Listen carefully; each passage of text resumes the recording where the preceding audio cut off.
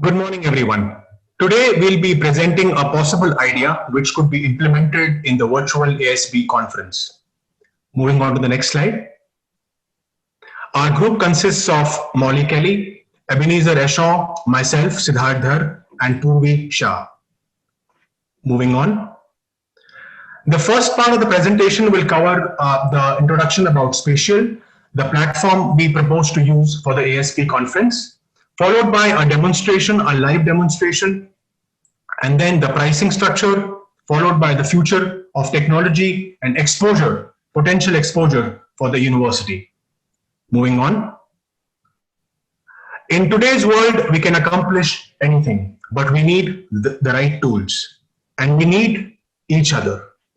Yet, most tools aren't designed for how we naturally think, and our co-workers are spread all over the world. Spatial breaks through these limitations, transforming work from how it is to how it should be. In this process, teams grow closer, think bigger, and accomplish things faster.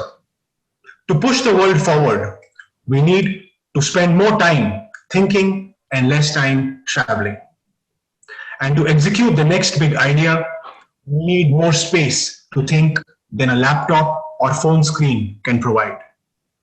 The big question is, how does spatial work? Create a lifelike 3D realistic avatar from a single selfie in seconds and work as if you're next to each other. Your avatar comes to life as you talk, move, and interact. Use a webcam to be present without a headset. Yes, the need of headset is not there anymore. Isn't that a great feature to have? Your room is your monitor, your hands are your mouse. Scribble an idea or whiteboard with just the touch of your hand. Instantly search for your ideas and visualize them in your space. Organize and present your thoughts. Integrations make it easy to bring in content. Screen share any app or window from your desktop. Upload 3D models, 2D pictures, videos, and PDFs. Transform your room into your monitor and then fill it with information. Use all of your favorite existing tools so your workflow remains intact. And the best part, join from any device in virtual reality or augmented reality. What's the end result? Work that doesn't feel like work, and we don't need the 6 feet anymore. Today, this modern tool is used by 40% of Fortune 1000 companies, along with organizations such as Pfizer, government agencies, intelligence agencies, Qualcomm, LG U+, Ford, Purnima. The list can go on. They all use this platform in these unprecedented times. There have been numerous articles and reviews on Spatial in the Wall Street Journal, Forbes, VentureBeat, and TechCrunch. With that, I will move on to Ebenezer, who will be showcasing a demonstration on how the software is used. So this is how you can set up your avatar on Spatial and with your name and what you look like, clothes and everything. So I'm already into Spatial. Since I already have a profile, I just click on it like this. 1 second till it loads. And after it loads, you just click your name, go to profile. It'll ask you to set up your avatar. So you can click here. Obviously over here you can change your name anyhow you want, your email as well. And this is ASB presentation. So if you click here, it's going to ask you if you want to upload a picture or take a live photo. But for the sake of our presentation, I'm going to take a live photo. So here goes nothing.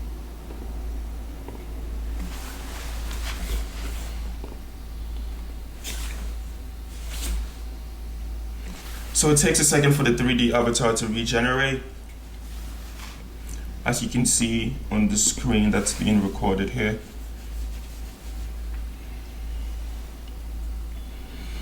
So it looks good. I think this one looks better than the previous one. Yep. And then we save that. So profile saved. And over here, we're gonna go into the room that we already created for the sake of the project called ASB. So I'm gonna go in there. Marley and Porvi should already be in that room waiting for me right now. So you can see how it looks like when multiple people are in there. So since I'm already on camera and on the Zoom call, I'm gonna try and not share audio and video in spatial as well. So I'm gonna mute myself as well as cut a video, and then I'm gonna join. So as you can see, Porvi's avatar is already in there, and Molly's avatar is already in there as well. So I'm gonna show you a little bit about the features of what the room offers and what it looks like when somebody shares their screen from inside of the ASB room as well. So this is what the room looks like. I'm the administrator because I was the one who set up the room, but that's what it looks like. This is Molly, and this is myself. The first feature we can see here is the clap feature. So that part is pretty fun. Also, you can move your mouse over the room to see different points of view from top down, from down to the top, and this is what the entire room looks like. And the second feature of here is a sticky note. So you can type anything you want, like welcome to the ASB conference. I think I'm spelling that right. So you can move in here and see your sticky note, plus you can move it on the board, whichever way you want. The third feature on here is to search a URL. So the URL we're gonna search is probably like cat. And as you can see here, cats pop up on the screen, and you can move them on the screen whichever way you want. Plus you can zoom in and you can see videos of the cats. The fourth feature actually we have here is add a saved content. This is a new room, we don't have no saved content, so we're gonna skip this feature. But if you already have a saved content, you can add that in there as well. So upload, the fifth feature, upload images, 3D models, PDFs, Microsoft Office files. We're gonna try that and see if I have any files to put in here. So upload in progress. This one also takes quite a bit, but only because it's a whole PowerPoint that I'm trying to share within it. So you can actually share your screen, but you can also share your PowerPoint like inside of the spatial verse as well.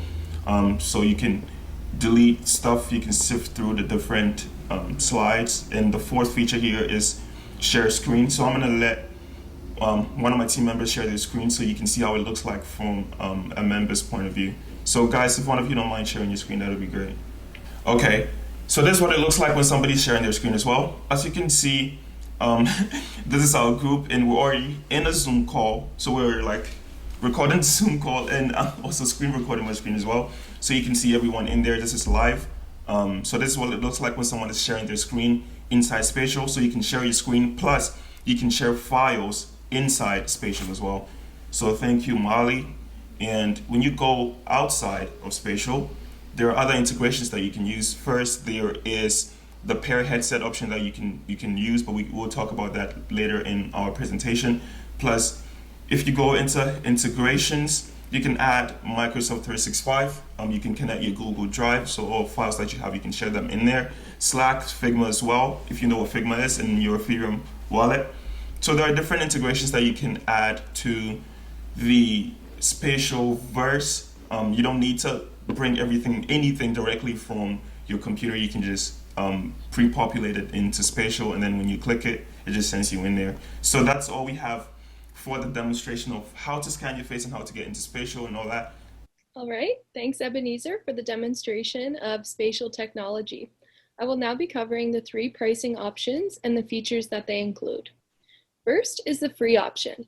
This option is sufficient for most individual users and groups. It can host groups of over 40 people in a room, offers unlimited meeting lengths, unlimited saved rooms that can be created by any individual, up to 5 gigabytes of storage, and team administration panels, which allows individuals more control over the rooms that they have created.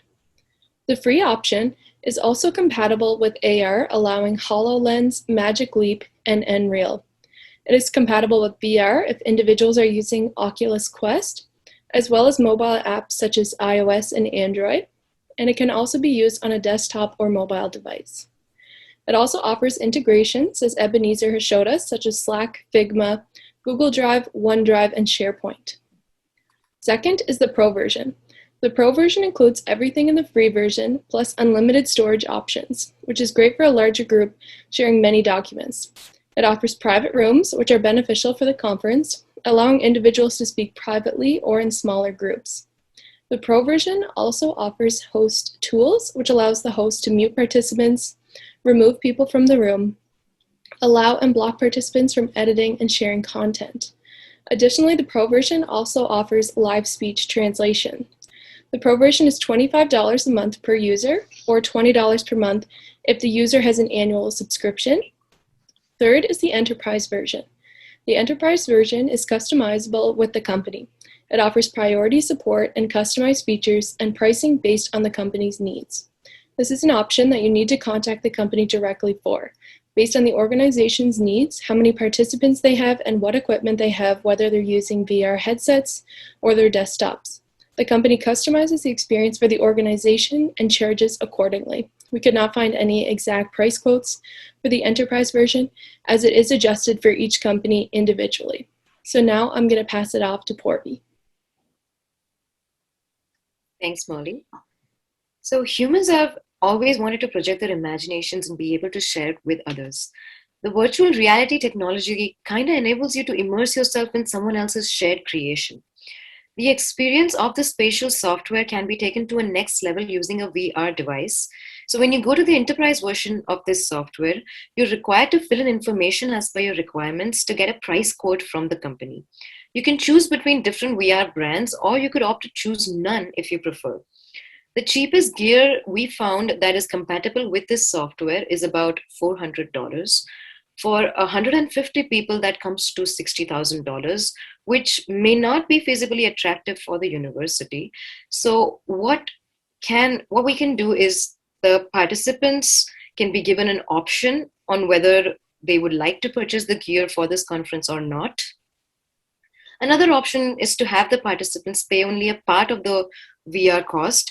And so the university essentially invests in this technology for this project, which is to be used in the future as well, as we do with laptops right now. And a third option is for UPI to engage in a partnership or sponsorships with any one of the VR companies that this software supports, like HoloLens, Magic Leap, or Oculus. We think that this would be a great opportunity for UPI to get exposure as the first university to hold a virtual reality conference.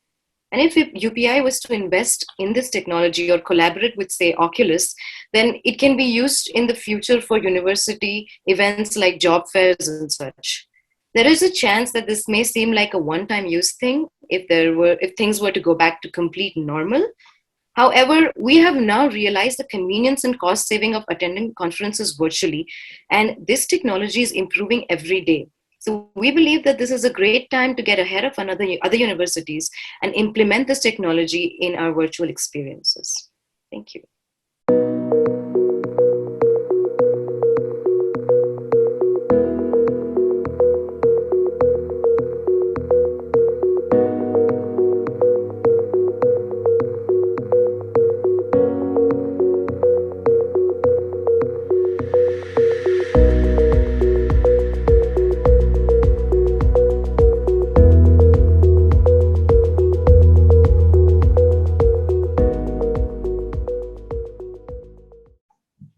And with that, we're now ready for questions.